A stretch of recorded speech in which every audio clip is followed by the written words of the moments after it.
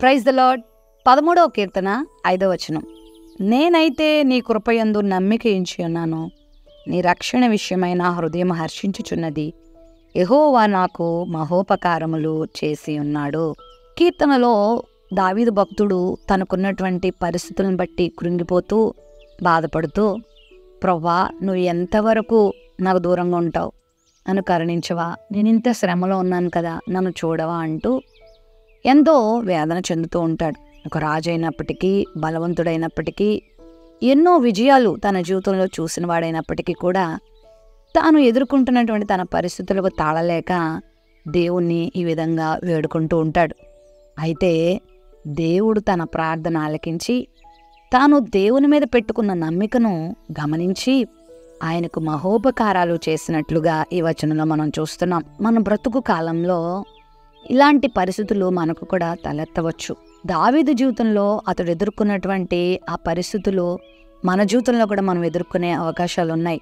అయితే ఏ పరిస్థితికైనా చాలిన దేవుడు మనకున్నాడు. మనం ఆయన మీద నమ్మకించడం నేర్చుకున్నప్పుడు, ఆయన యందు మనం ఆనందించడం నేర్చుకున్నప్పుడు ఆయన మన జీవితంలో మహోపకారాలు చేస్తాడు. ఆయన మన చేయి విడిచిపెట్టేవాడు కాదు, మామూలు ఉపకారం కాదు, మహోపకారాన్ని ఆయన నీ కొరకు సిద్ధం చేస్తాడు. మరి నువ్వెవరిని నమ్ముకుంటున్నావు? దేవుని నమ్ముకో.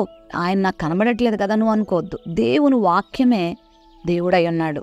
ఆ వాక్యం దగ్గర నువ్వు వస్తే వాక్యం ద్వారా దేవుడు మాట్లాడతాడు, నీకు కనబడతాడు, తన దర్శనం నీకు ఇస్తాడు, తను నిన్ను బలపరుస్తాడు, తను చేయి పట్టి నిన్ను నడిపిస్తాడు, నిన్ను ధైర్యపరుస్తాడు. ఈ జీవితంలో అవసరమైన కార్యాన్ని తనదైన శైలిలో దేవుడు చేస్తాడు. ఎంతోమంది భక్తులు ఆ విధంగా దేవుని నమ్ముకున్నప్పుడు, దేవుని మీద ఆధారపడినప్పుడు ముందుగానే వారి జీవితంలో దేవుడు చేయబోయే కార్యాన్ని విశ్వాస నేత్రాలతో చూసి ఆయనను స్తుతించారు. పునాదులు గల పట్టణమును అబ్రహామును చూసి ముందుగానే దేవుని స్తుతించాడు. దేవుడు తన జీవితంలో చేయబోతున్న కార్యాన్ని ముందుగానే విశ్వాసంతో చూసి దేవుని స్తుతించాడు. ఓపికతో ఎదురు చూశాడు, మహోపకారాలు అనుభవించాడు. ఈరోజు నువ్వు కూడా అనుభవిస్తావు.